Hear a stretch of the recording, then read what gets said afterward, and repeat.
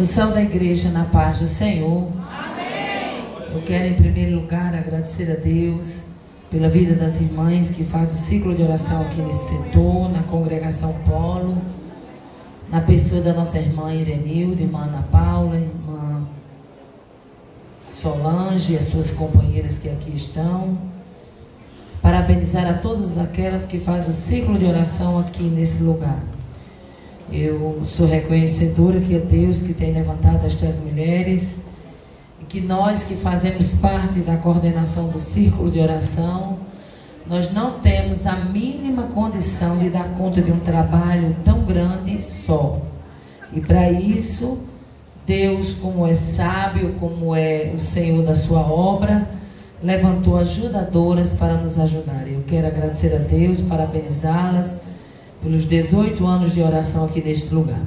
Amados, eu quero convidá-los para abrir novamente a sua Bíblia no livro de 1 Reis, capítulo 17, bem conhecida essa passagem, onde as irmãs escolheram como tema versículo de número 14.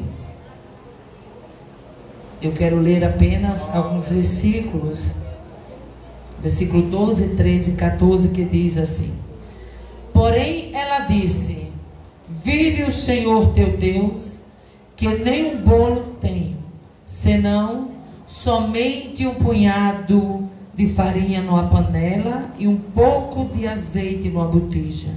E veis aqui, apanhei 2 cavacos e vou prepará-lo para mim e para o meu filho, para que comamos e morramos. E Elia lhe disse: Não temas, vai e faze conforme a tua palavra. Porém, faze disso primeiro para mim um bolo pequeno e traze-me para fora. E depois farás para ti e para teu filho. Porque assim diz o Senhor Deus de Israel: a farinha da panela não se acabará e o azeite da botija não faltará, até ao dia em que o Senhor dê chuva sobre a terra. Aleluia. Quantos podem dizer amém? Amém. Um texto bem conhecido da palavra de Deus, numa hora crucial para Israel. Naqueles dias, Israel estava vivendo os dias de Acabe, dias de apostasia, dias de incredulidade, dias onde adoradores tinham se dividido. Havia um grupo que adorava o Deus de Israel, debaixo de perseguição, e havia os adoradores de Baal que já campeavam toda aquela terra. E é nestes dias de cenário sombrio onde Deus levanta Elias. Elias, morador lá de Tisbé, terra de Gileade.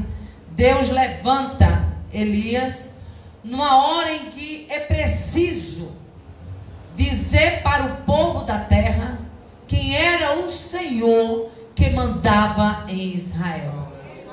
Era dias onde o povo estava cocheando entre 2 pensamentos. E isso nós vamos ver no desafio do Carmelo, no capítulo 18. Era dias onde quem adorava o Senhor era perseguido, porque Jezabel campeava na terra e havia uma perseguição aos profetas. E Deus levanta este homem, por nome de Elias, profeta do Senhor, cujo nome significa o Senhor é Deus, ou Jeová é Deus. Deus levanta para mostrar naqueles dias a Israel, não apenas quem era o Deus verdadeiro, mas dá a Israel o conhecimento de um Deus que assumia desafios e mostrava por meio dos desafios o seu poder sobre a terra. Aleluia, glória a Deus. É interessante a gente observar que no capítulo 17 nós vamos encontrar alguns desafios. Primeiro nós encontramos o desafio de Elias sendo mantido na beira do ribeiro de Querite, sustentado pela água do ribeiro e pelos covos que traziam alimento para ele. Querite significa exatamente, diz, segundo o texto bíblico, no hebraico significa cortar, significa colocar do tamanho, ou seja, seja, querite é molde, é moldar. E Deus resolve dar a Elias a experiência do querite, a experiência da prova, da provisão, da dependência de Deus. Se nós fôssemos dar oportunidade para os crentes que aqui estão, para os irmãos que estão aqui nesta tarde, cada um ia ter uma experiência para contar, porque geralmente todo crente já viveu um dia de querite, uma experiência no querite, uma prova no querite. Mas também nós iríamos ouvir testemunhos extraordinários de pessoas que viram nos seus queridos a provisão de Deus, a mão de Deus, o cuidado de Deus, o agir de Deus, a manifestação sobrenatural de Deus. Aleluia. Esse Elias, chamado de Tisbite, morador lá das terras de Gileade, ele vem para o querite, aleluia, e ele logo profetiza no ribeiro que não haveria chuva e nem orvalho até o dia que a palavra de Deus chegasse novamente na sua boca. Aleluia. Nos diz a palavra que o Senhor manda se retirar para o ribeiro, e lá ele passa alguns dias na beira do ribeiro, e a Bíblia diz que ele estava escondido. Aleluia. Porque o ribeiro, o nome querite, que significa molde, significa também lugar de esconderijo para quem passa na prova. Na época dos queridos da nossa vida, ninguém quer saber de plateia. Geralmente é a época que a gente fecha a porta mais cedo. Geralmente é a época que a gente chora mais calado. Geralmente na época da experiência do querite, é a época em que a gente não convida ninguém para ir na nossa casa, porque a provisão está curta. É os queridos da vida. Aleluia. E a Bíblia diz no versículo 3 do capítulo 17, que o Senhor diz: vai e retira-te para a beira do ribeiro de Querite e esconde-te junto ao ribeiro que está diante do Jordão. E há de ser que, foi a palavra que Deus disse para Elias, beberás da água do ribeiro, e eu tenho ordenado aos corvos que ali te sustentem. Ei, venha cá. Você ir para um esconderijo, para a beira de um ribeiro, e acreditar que o seu alimento, quem vai trazer é corvo, precisa ser crente. Precisa não? Precisa você ser crente. É Deus dizer: vá para lá, fique lá, não saia de lá. Deus, mas lá não tem supermercado, mas fique lá. Mas eu não tenho feira para levar para lá, mas fique lá.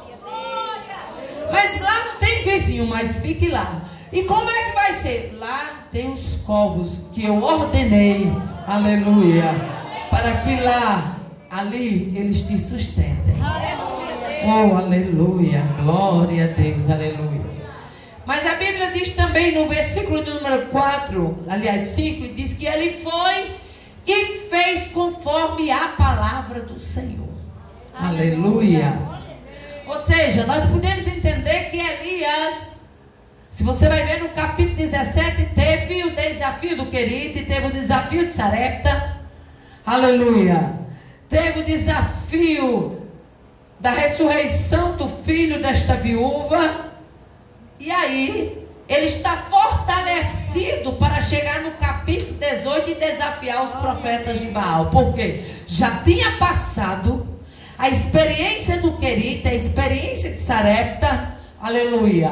E o nome Sarepta em hebraico significa lugar de fundição, derretimento, lugar de derreter. Tem um lugar que Deus coloca a gente que a gente pensa que vai mesmo é derreter, mas é prova de Deus para provar soldado valoroso.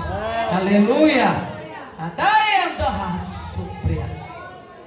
O que eu acho interessante é que em todas as experiências que nós vamos ver na vida dos homens e das mulheres de Deus na Bíblia, não foram experiências para entristecê-los, não foram experiências para dizimá-los, para diminuí-los, para matá-los, para humilhá-los. Foram experiências para fortalecimento, para renovação, para estrutura.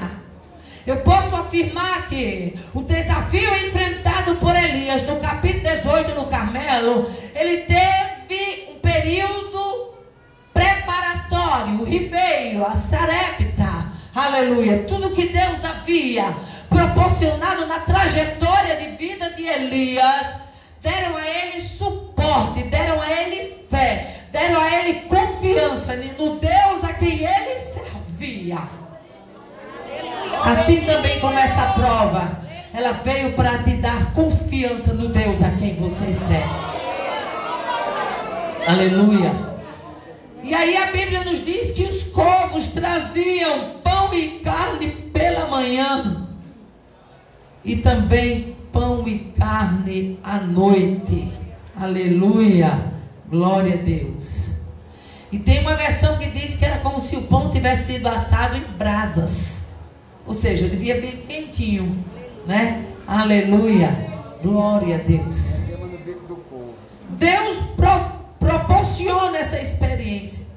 E a Bíblia não diz quantos dias Elias passa no ribeiro. A Bíblia diz só no versículo 7. E sucedeu que passados os dias o ribeiro secou, porque não tinha chuva sobre a terra. O ribeiro secou, mas quem enchia o ribeiro permanecia o mesmo. Não tinha chuva sobre a terra, mas quem mandava a chuva estava presente no processo.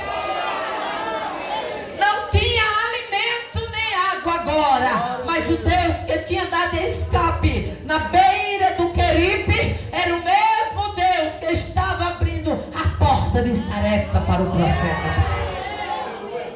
Fique sabendo de uma coisa: quando o Querite fechar, não fique pensando que vai morrer.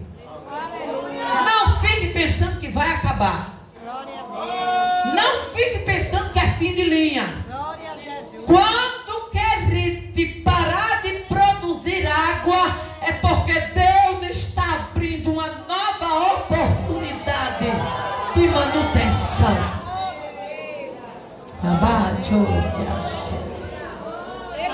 Nessa tarde é tarde de Deus fortalecer crente. Nessa tarde é tarde de Deus dar experiências novas a crente. Nessa tarde é tarde de entender que quando o Querite seca, é porque Deus tem uma nova provisão para abrir na vida de um servo seu. Querite secou. Passou-se os dias, o Querite secou. Mas o Querite estava seco, mas a palavra do Senhor chega no meio do quadro. Oh, aleluia. E o Senhor disse: levanta-te e vai para Sarepta, que é de Sidom, e habita ali. E eis que eu ordenei ali uma mulher viúva que te sustente. Glória a Jesus. E talvez o profeta pudesse até perguntar: Senhor, não tinha uma mulher rica, uma mulher abastada, uma mulher de condição para me sustentar? Não, vai lá para Sarepta, porque lá eu ordenei uma viúva. O Deus que levantou os corvos era o Deus que estava levantando a viúva. Aleluia. Sabe por quê? Porque quadro aonde falta provisão é lugar de Deus levantar portas improváveis.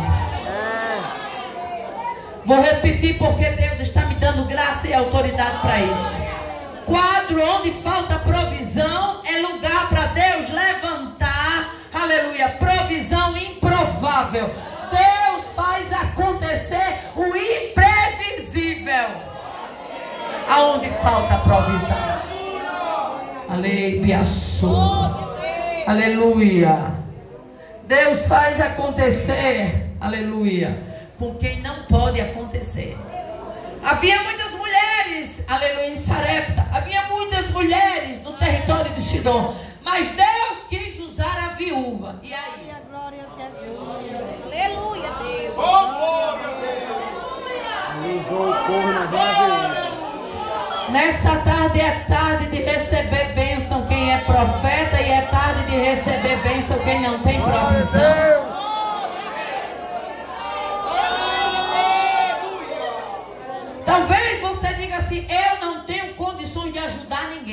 também não tinha. Mas o fato dela obedecer a palavra de alguém que Deus mandou para que ela ajudasse, foi a porta de provisão que Deus abriu para a viúva. Se Deus mandar você dar um prato de comida a alguém todo dia, mesmo você tendo pouco, começa a dar, porque com certeza Deus vai criar provisão na sua casa. É dividir o que não tem. Só Deus sabe dividir. Aleluia! O que não dá para ser dividido. Aleluia, glória a Deus. A Bíblia diz que ele veio de acordo com a palavra do Senhor. Aleluia. Foi para Sarepta. E quando ele chegou à porta da cidade, a viúva estava lá, apanhando os cavalos. A história é bem conhecida. Aleluia. E eu quero lhe chamar a atenção para este Deus que age da forma que ninguém imagina. Aleluia. O profeta Elias jamais imaginou que Deus iria utilizar os corvos como garçom. O profeta Elias jamais imaginou que Deus ia levantar justamente uma viúva para servir de porta de provisão para ele. Porque quando você está na prova, você acha que Deus vai usar alguém que é mais do que você. Mas uma pessoa que está praticamente na situação que você está, você jamais imagina, não é? Porque foge da lógica humana. Oh, aleluia. Mas deixa eu dizer uma coisa. Deus usou os corvos para Elias. Mas lá em Jó capítulo 38, versículo 41, diz que Deus se preocupa em alimentar até os filhos dos corvos. Até os filhotes dos corvos que levaram comida para Elias. Lá em Jó 38, 41 diz que Deus alimenta até eles. Oh, aleluia. Glória a Deus, aleluia. E em Lucas, capítulo 12, versículo 24, Jesus diz mais: considerai os corvos que não semeiam, nem cegam, e nem tem despensa e nem celeiro, e Deus os alimenta. Quanto mais valeis, muito mais vós do que as aves. Aleluia. O profeta vai para Sarepta. Quando chega, a viúva está apanhando um cavaco na porta da cidade. Oh, aleluia. E ele chama essa mulher e diz: traga aqui um pouquinho de água para que eu beba. Aleluia. Ela foi, buscou a água. Trazer água, até que ela foi, trouxe porque tinha. Mas quando ele pediu um bocado de pão, pisou no calo da viúva. Agora traga aí um bocado de pão. E ela diz: viva o Senhor teu Deus, que nem um bolo tenho, senão somente um punhado de farinha numa panela e um pouco de azeite numa botija. As possibilidades de vitória daquela mulher eram tão poucas que ela disse: eu vou fazer para mim e para meu filho, nós vamos comer e vamos morrer. Não tem saída não. Olhe a perspectiva da viúva. Eu vou fazer um bolo para mim e para meu filho, para que nós comamos e morramos. Acabou a nossa história. Aleluia. Ela não sabia, aleluia, que quem estava pedindo ali no lugar de necessitado era exatamente o enviado de Deus como porta de provisão. Glória a Deus, aleluia. Glória a Deus. Às vezes não é fácil abrir a geladeira para tirar um pouco quando a gente tem pouco. Às vezes não é fácil abrir o armário, abrir a despensa para tirar um pouco quando se tem pouco. Mas deixa eu dizer uma coisa. Muitas vezes esse gesto de fé, o que essa mulher fez foi um gesto grandioso de fé. Um gesto de fé é tudo que Deus precisa para abrir uma porta inusitada de provisão dentro da tua casa. Oh, aleluia. Quando Elias ouviu a frase daquela mulher, Elias disse: escute aqui, aleluia, não temas, mas faz conforme a tua palavra, porém prepara primeiro um bolo para mim, porque assim diz o Senhor: a farinha da panela não se acabará, e o azeite da botija não faltará. Sabe o que é isso? A farinha estava lá na panela. Era era pouco, só dava para fazer um pouquinho. Isso quer dizer que quando ela foi lá, que pegou pela fé e fez, lá criou.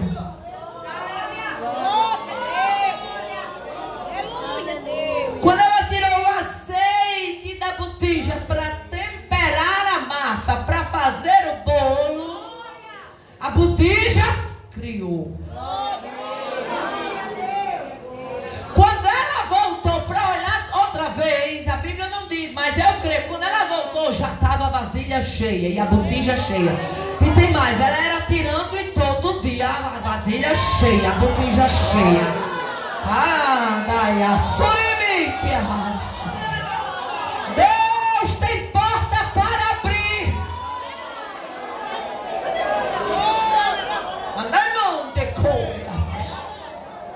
Quando você abrir a pequena parcela da sua provisão.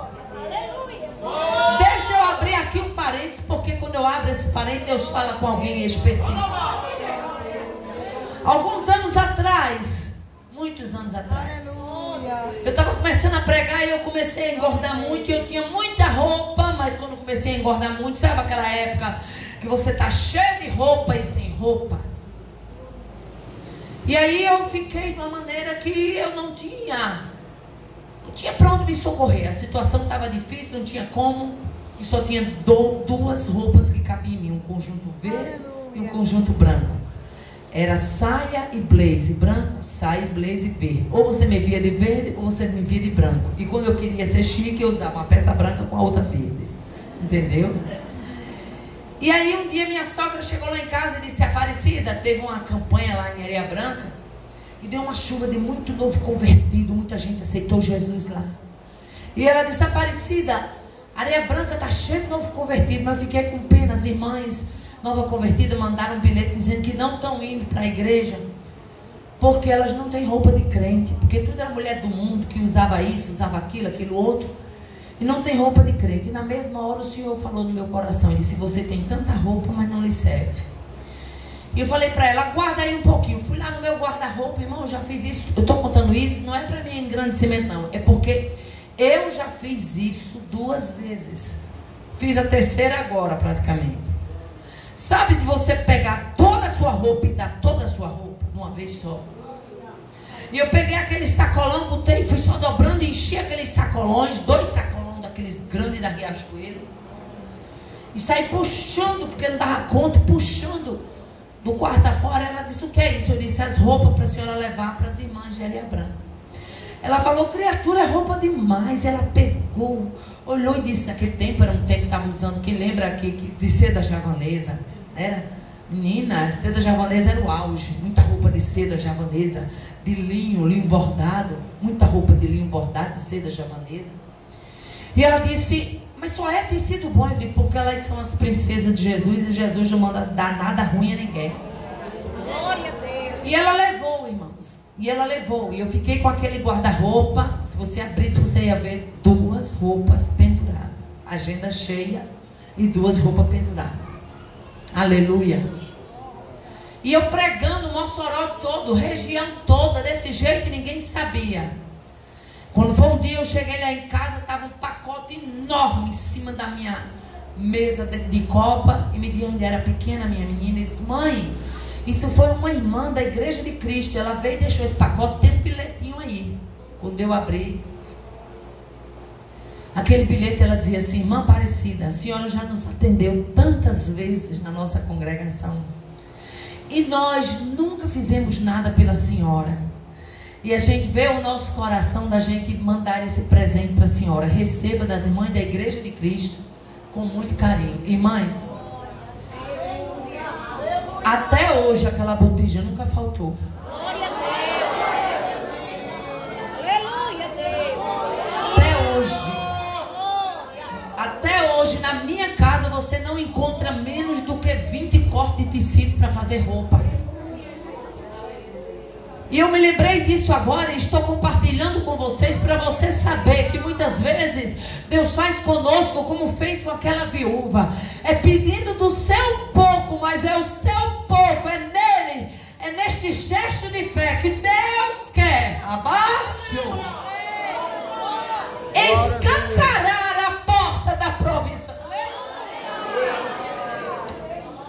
Aquela mulher creu, aleluia, louvado seja o nome do Senhor. Ela creu, fez o bolo, aleluia. No versículo 15 diz: e fez ela conforme a palavra de Elias, e assim comeu ela, ele e sua casa por muitos dias. Aquela mulher tinha uma promessa. Qual era a promessa? Enquanto a seca durar, aleluia, porque a palavra é até o dia que o Senhor der chuva da terra. Enquanto a seca durar, pode faltar comer na casa do seu vizinho da esquerda, na casa do seu vizinho da direita, na casa do seu vizinho da frente, na casa do seu vizinho atrás. Sabe o que é que isso quer dizer? É que os vizinhos da viúva, eles padeceram necessidade. A seca truando na terra, mas na casa da viúva tinha azeite na botija, farinha na panela. Azeite na botija, farinha na panela. Azeite na botija e farinha na panela. Não importava que estivesse passando necessidade, na casa da viúva. Agora venha cá, imagine aí, do jeito que tem gente curioso. E do jeito que quando a pessoa está no aperto, tem gente que quando está no aperto quer que os outros entrem no aperto igual ele. Imagine os comentários nas cercanias, na vizinhança da viúva. Rapaz, nós tudo falando dessa fome, a gente tudo aperreado, a gente tudo falando dessa seca. Tu já viste que aquela viúva, ela não está falando disso? Já. Tu já viste que aquela viúva está hospedando um homem lá, um profeta? Tô vendo. Tu já viste ela falar de fome? Não. Tu já viste ela falar de alguma coisa? Não. Vi não, pelo contrário. Um dia eu estive lá e ela estava comendo bolo assado.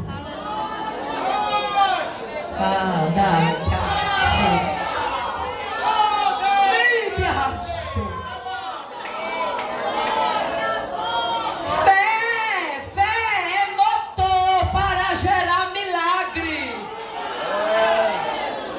Fé é motor para ver provisão de Deus no impossível. Glória a Deus. Glória a Deus, aleluia. Deus usou para aquela mulher quem ela menos imaginava. Alguém que chegou na sua porta pedindo. Já viu alguém que chega na sua porta pedindo e tem nada para lhe dar? Mas ele vinha. Vinha pedindo. Mas era o emissário de Deus. Vinha pedindo, mas vinha como um teste de Deus. Oh, aleluia. Glória a Deus. Assim como Deus usou o profeta para a viúva que ela não imaginava, também usou a viúva para o profeta. Tanto que tinha pressão para se hospedar, tinha que ser na casa da viúva, porque a bênção era para a viúva. Aleluia. Deus usou coisas que nós nunca imaginamos. Deus usou uma jumenta para repreender a rebelião do profeta. Aleluia. Deus usou os corvos para sustentar Elias. Aleluia. Aleluia. Deus usou o canto do galo para despertar a consciência de Pedro. Deus usou a baleia no fundo do mar para servir de transporte para o profeta Jonas. Aleluia. Deus usou o jumentinho para transportar nada mais, nada menos do que o rei da glória na entrada de Jerusalém. Oh, aleluia. Cuidado, porque muitas vezes quem você não imagina é o instrumento que Deus vai usar para abençoar a sua vida. Glória a Deus. Muitas vezes quem você não imagina é o instrumento que Deus vai usar. Aleluia. Comeu, aleluia, sua casa por muitos dias. Azeite não faltou. Aleluia. Glória a Deus. A farinha não acabou. Conforme a palavra do Senhor. Conforme o que Deus falara pelo ministério de Elias. Oh, aleluia. Aí eu pergunto para você nessa tarde: está disposto? Está disposto a abrir a porta para gerar fé? Aleluia, Deus. Glória a Deus. Quando aquela mulher abriu a porta, ela gerou fé. Quando ela gerou fé, chegou o milagre. Oh, aleluia. Glória a Deus. Estás disposta a abrir a porta para gerar fé? Aleluia. Deus faz acontecer com quem nós não saberíamos que poderia acontecer. Aleluia. Tinha tudo para dar errado. Uma viúva sustentar um profeta que já veio pedindo comida. Tinha tudo para dar errado, mas deu certo. Sabe por quê, meu filho? Porque quem obedece à voz de Deus não tem perigo de dar errada a coisa. Pode ser improvável aos nossos olhos, mas a voz de Deus é soberana. Oh, aleluia. A Bíblia nos diz que Ruth era uma moabita, não era? Tinha tudo para dar errado. Os moabitas, até a 10ª geração, aleluia, eram excluídos da Assembleia do povo do Senhor, do povo de Deus. Era uma moabita, tinha tudo para Ruth dar errado, mas ela ouviu falar, aleluia, por meio da sua sogra Noemi, e abraçou o Deus de Israel pela fé. Disse: o teu povo é o meu povo, o teu Deus é o meu Deus. Aonde tu pousares, pousarei eu, e ali serei, e onde tu morreres, ali também eu serei sepultada. Aleluia. Abraçou pela fé. O que estava para dar errado deu certo. Aleluia. Raabe, a prostituta cananeia, tinha tudo para dar errado, não tinha? Mas abrigou os espias enviados de Josué. Aleluia. E já viu alguém abrir a porta para os enviados de Deus? A viúva de Sarepta abriu a porta para Elias. Aleluia. Raabe abriu a porta para os espias enviados de Josué. Tinha tudo para dar errado. Era prostituta. Aleluia. Jericó ia ser entregue, mas deu certo. Sabe por quê? Porque um gesto de fé, ele gera milagre. Nesta tarde é tarde de nós deixarmos que gestos de fé gerem milagre. Aleluia. Aleluia. Glória a Deus. Aleluia. Tinha tudo para dar errado, mas o que era para dar errado, Deus fez dar certo. Aleluia. Os irmãos de José pega José e vende. Aleluia. Vai cativo. Tinha tudo para a história de José ter desandado, ter dado errado, não era? Aleluia, mas deu certo. Sabe por quê? Porque Deus estava no prumo da história. Oh, aleluia.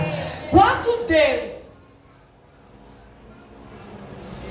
está numa história, tudo que alguém usar para ser contrário ao plano de Deus, ele transforma em empurrão, em bênção, em milagre. Aquilo que os homens pensam que vai levantar para frustrar o projeto, Deus nesta tarde diz: vou eu usar. O que os homens pensam que será bloqueio, vou eu usar como projeção. Glória a Deus. Vou eu usar o que os homens pensam que será bloqueio como projeção. Vou projetar para que os homens saibam que projeto de Deus não fica no meio do caminho. Oh, aleluia. Tinha tudo para ter dado errado a história de José, mas deu certo. Oh, aleluia. Glória a Deus. Porque o que era para dar errado, Deus faz dar certo. Aleluia. Glória a Deus. Glória a Deus. Aleluia. Aleluia. O caso de Batseba, perdeu o primeiro filho. Houve aquele problema entre ela e Davi. Aleluia. Mas Deus levantou da situação de tudo que tinha para dar errado. Deus levantou Salomão. E dotou Salomão de uma sabedoria incomum. Aleluia. O Deus que muitas vezes se utiliza de algo que parece que vai dar errado para dar certo, é o Deus que quer trabalhar na sua vida. Ele só quer uma coisa: fidelidade, fé. Aleluia. Qual foi o motivo de vitória desta viúva? Ela acreditou na palavra de Deus pela boca do profeta. Oh, aleluia.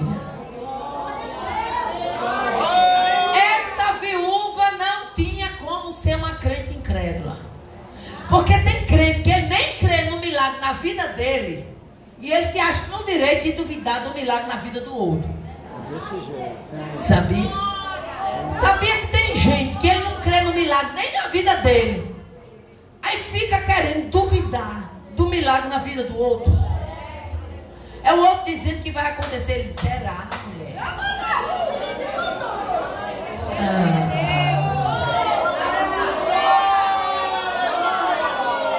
Abate, Onai, que assunto.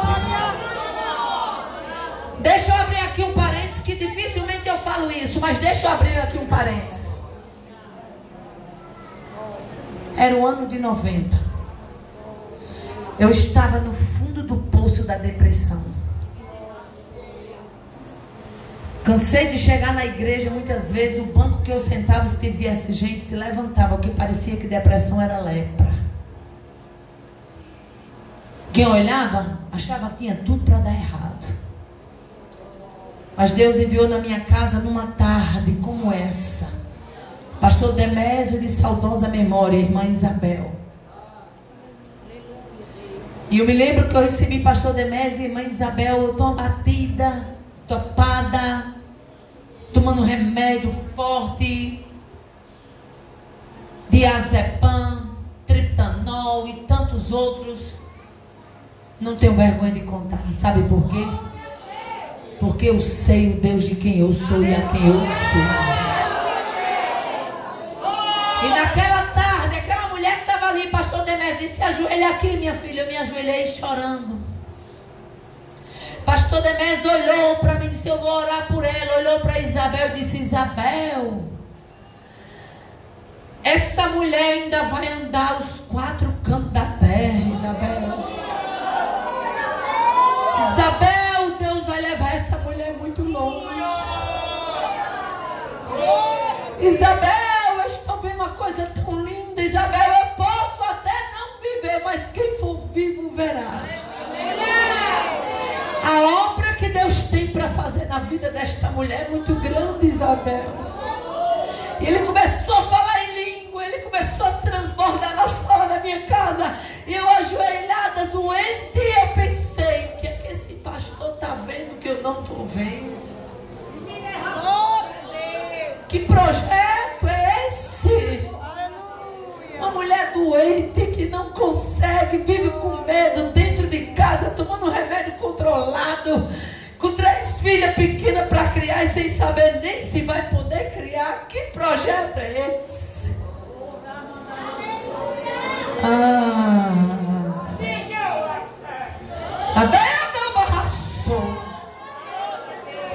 Você não tem ideia do que Deus pode fazer com aquilo que você jamais imaginou que Ele faria. Tem um filho trabalhoso, olhe para ele com olhos de projeto. Tem uma filha difícil,